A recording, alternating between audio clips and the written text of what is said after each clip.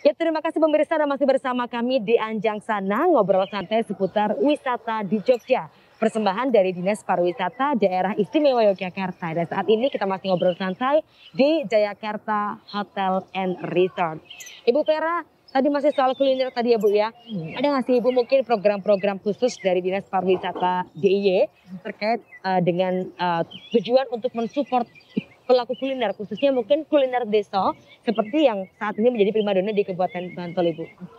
Mungkin ini Mbak Rin, seperti yang Mbak Rin tadi sampaikan, bisa nggak sih ada paket wisata? Ini kita ada paket wisata, ini baru uji coba sih sebenarnya, yang terkait sumbu filosofi. Oke. Nah, kita kan ada sumbu filosofi nih di Jogja. Ya. Dari Tugu Krapyak, dari Krapyak sampai Tugu Panggung Krapyak sampai Jogja. Nah, itu sebenarnya mungkin bisa disisipi nih ketika nanti ada makanan yang disajikan itu di situ, ingkung bisa, nanti kita bisa seperti itu. Ke selatan lagi, pantai selatan gitu. Nah, ya, itu sumbu imajiner. Itu sudah segi budaya loh itu. Ya, historinya ada. Ya, sementara ini baru memang ada program baru tes tour sebenarnya untuk sumbu filosofi. Ya, dan kita memang karena sumbu filosofi seperti Bu dari ketahui kan sedang jadi nominasi untuk warisan budaya dunia. Nah, betul itu kan memang sedang kita giatkan di situ. Nah, mungkin kuliner ingkung mungkin bisa nih ketika kita kan paket wisata ya di situ kita nanti bisa untuk makanannya disajikannya dari warung desa mungkin seperti itu. Atau mungkin ini bisa harus diajak ke sana juga bisa seperti itu. Kalau nggak memungkinkan mungkin bikin take away dibawa di kardus atau seperti apa.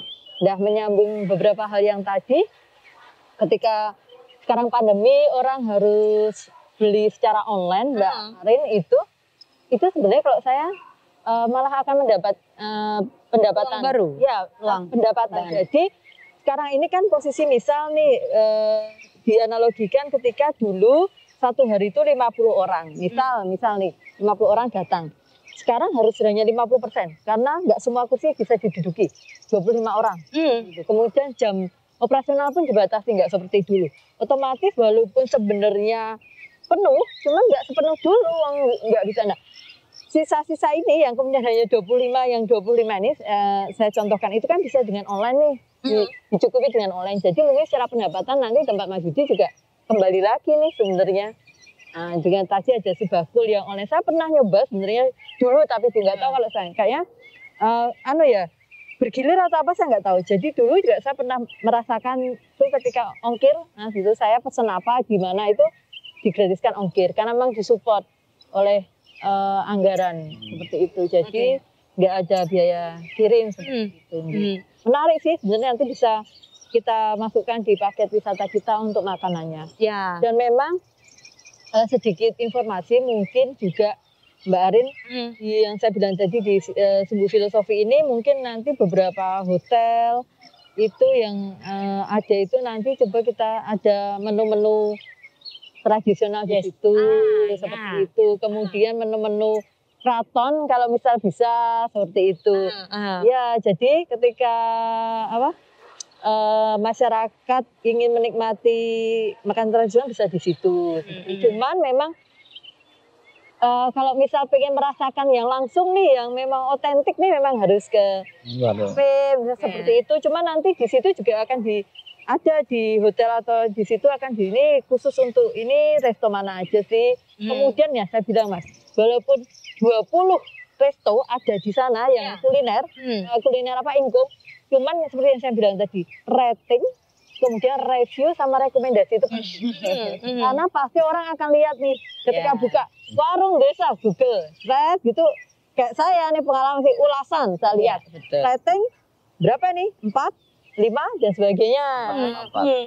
Kemudian rekomendasi, nah itu ngaruh banget Mas. Walaupun viral ketika nanti saya bilang,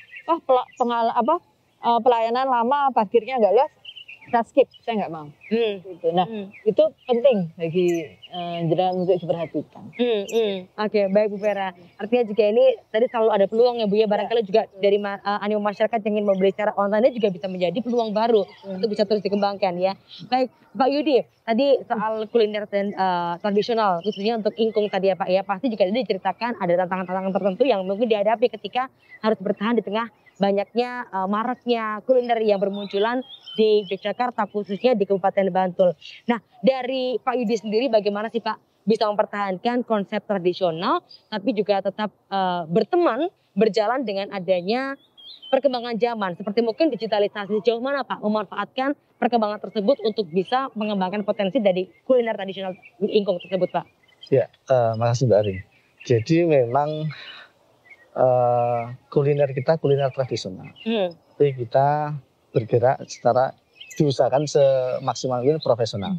Kemudian memanfaatkan teknologi IT yang ada saat ini. Jadi kita medsos banyak, kemudian kita promosi lewat medsos. Kemudian online kita sebenarnya sudah ada, cuman memang tadi kita belum pernah dengar itu sebagai kalau digratiskan ongkir. Jadi ketika ada pelanggan minta ongkirnya berapa 45.000, itu langsung kaget. Harga ingkungnya 120, ongkirnya 45.000. Akhirnya kan mikir dulu, waduh, mikir ada sebagainya. Karena memang wilayah kirim kita banyak pelanggan kita yang dari Gunung Kidul, kemudian dari Sleman dan sebagainya. Bahkan dulu pernah jalan Kalurang, sekitar Kalurang itu ongkirnya hampir 50.000 lebih. Kita ke bandara ketika belum bandaranya, kita juga sering kirim ke bandara itu ya sekitar 50-30-an ribu. Nah, ketika nanti bisa sebagus bisa kita manfaatkan akan semoga lebih lagi.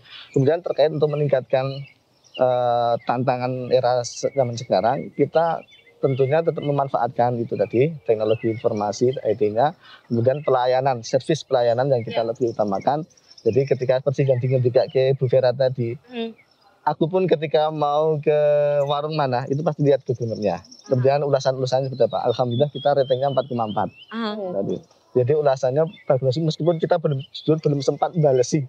Jadi itu banyak sekali testimoni yang mereka sampaikan terkait dengan pelayanan warung, kemudian terkait dengan tes rasanya ingkung dan sebagainya. Alhamdulillah baik-baik, hampir 90% baik, meskipun ada beberapa yang mungkin ngasih bintangnya cuma 1. Nggak tahu itu mungkin pas lewat atau di mana, atau mungkin nggak ke warung. Betul Mbak. Jadi kita tetap teknologi informasi kita manfaatkan betul, kemudian sebagai salah satu kelebihan kita masakan tradisionalnya kita unggulkan. Karena ini ada sisi historisnya dulu ketika ingkung ini adalah sebagai makanan khasnya Jogja ketika ada hajatan dan sebagainya. Jadi, mungkin awal-awal dulu memang banyak yang penasaran, terutama di luar Jogja. Teman-teman pelanggan yang dari itu kan bertanya, ingkung itu seperti apa dan sebagainya. Dan kita bisa bilang kita memang warung ingkung yang pertama di Jogja. Jadi ketika terus sekarang muncul di Gunung Kidul, Sleman dan Kulon Progo, itu mungkin bisa dibilang follower kita. Jadi memang justru kuliner khasnya itu yang menarik bagi mereka. Cita rasanya tradisional tadi juga ya Pak ya, yang akhirnya membuat wisatawan juga tetap berdatangan dan juga justru menjadi daya tarik yang luar biasa bagi Pajangan Bantul dengan kuliner ingkungnya. Nah, Ibu Dari, tadi pasti banyak sekali para pelaku wisata kuliner yang juga tentunya ingin terus mengembangkan usahanya di tengah banyak perkembangan kuliner di Yogyakarta khususnya. Bagaimana kira-kira Ibu sebagai pelaku kuliner kita bisa terus mengembangkan potensi dengan cita rasa yang khas dan juga tetap berani bersaing dengan adanya semakin banyak pertumbuhan kuliner-kuliner di Yogyakarta ini. Kira-kira apa yang harus dilakukan Bu Dari? Ya, apa yang harus dilakukan yaitu tadi bahwa harus tetap menjaga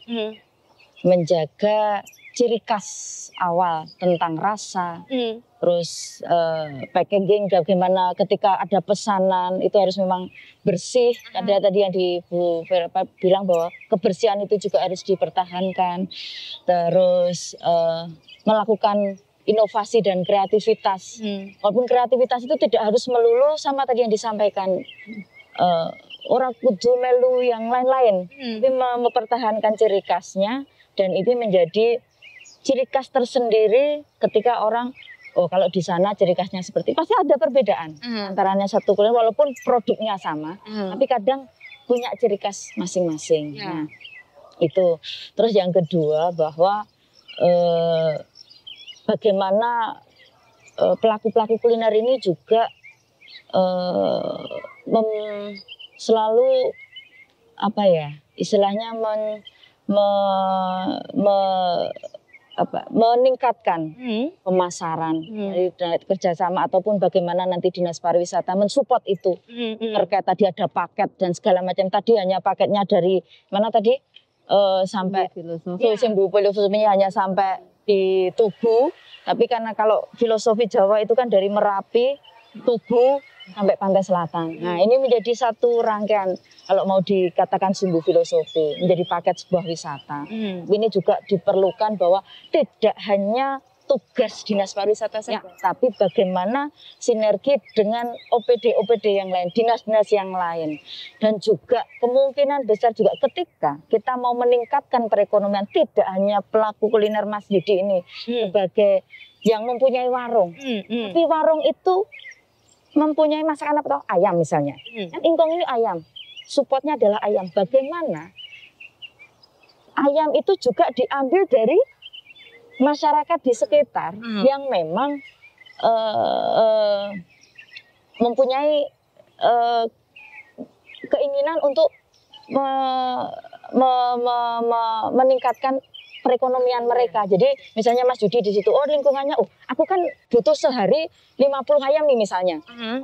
Kalau bisa, tidak masyarakat di sekitar yang tidak mampu mempunyai modal untuk membuka kuliner, tapi dia bisa beternak ayam, ini juga menjadi salah satu.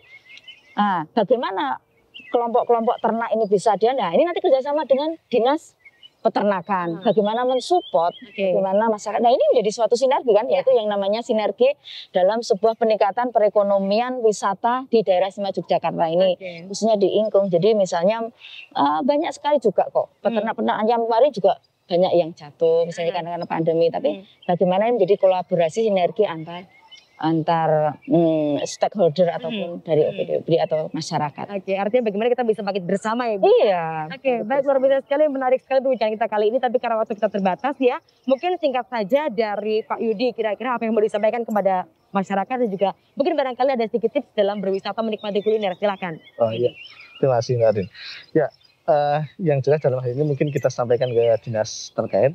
Dalam hal ini adalah dinas pariwisata, mungkin dari teman-teman DPR juga bisa support terkait dengan mungkin Ingkung ini dijadikan ikon khususnya kuliner Bantul dan Yogyakarta. Hingga ketika ada wisatawan baik itu mancanegara atau mungkin lokal dan sebagainya, kalau mau mencari Ingkung ya di mana? Ya di Gosari, di Pajangan, Bantul dan sebagainya. Itu kita harapkan betul dari Dewan sama dinas terkait. Kemudian untuk menikmati kuliner Ingkung yang monggo bisa datang ke sentra kuliner Ingkung Gosari Pajangan Bantul. Ada view bisa, monggo, dari tes rasa bisa. Kemudian terkait dengan pelayanan, kita insya Allah pelayanan prima. Baik, terima kasih Pak Yudi. Dari Bu Vera sekarang aja Ibu, silakan. Ya. Kalau saya buat teman-teman semua, teman-teman penyiap penyedia makanan dan minuman semua di daerah Istimewa Yogyakarta ya, pelaku kuliner. Pesan saya sebenarnya cuma satu, Mas Yudi. Jaga reputasi, jaga reputasi bener nih. Sedapat mungkin kita tuh bisa memberikan quality experience nih buat pengunjung. Mereka akan merasakan kalau Jogja seperti yang saya sampaikan tadi Mbak Arif, Jogja itu ramah, Jogja itu sopan, Jogja itu nyaman, Jogja itu murah, Jogja itu kemudian pokoknya orang pengen selalu kembali ke Jogja. Dibalut dengan tadi adanya sentuhan-sentuhan emosional dengan kearifan lokal yang kita punya. Hanya itu. Baik. Sebenarnya. Terima kasih Bu Vera. Mungkin singkat saja dari Bundari, singkat saja Ibu untuk para pecinta kuliner. Tetap semangat untuk pelaku-pelaku kuliner di daerah Istimewa khususnya di Ingkung, walaupun situasi pandemi ya, tapi kita dari Dewan sudah istilahnya memikirkan bagaimana recovery pasca pandemi ini untuk mensupport pelaku-pelaku UMKM. Salah satunya juga mungkin kuliner di daerah Istimewa Yogyakarta ini. Jadi tetap semangat, bangkit selalu, dan kita akan kawal, kita akan anggarkan atau kita akan saling berkomunikasi, berdiskusi terkait bagaimana membantu kawan-kawan ini bangkit dari masa pandemi ini. Terima kasih banyak Pak Yudi, Bundari dan juga Bu Vera untuk bincang-bincang kita kali ini. Dan juga pemirsa tentunya tentunya ini menjadi tugas kita bersama untuk terus mendukung potensi kuliner yang ada di Yogyakarta supaya semakin dicintai oleh para penikmat kuliner. Salah satunya juga dengan kita barangkali juga bisa mencicipi nih kuliner-kuliner tradisional yang ada di daerah istimewa Yogyakarta. Terima kasih sekali lagi untuk para narasumber dan juga terima kasih pastinya untuk Dinas Pariwisata Daerah Istimewa Yogyakarta dan juga terima kasih hanya kita kali ini di Jayakarta Hotel and Resort Yogyakarta. Terima kasih sekali untuk bincang-bincang kita kali ini dan kita dukung selalu potensi kuliner yang ada di Yogyakarta. Saya Vanabella Ain, sampai undur diri dan sampai jumpa.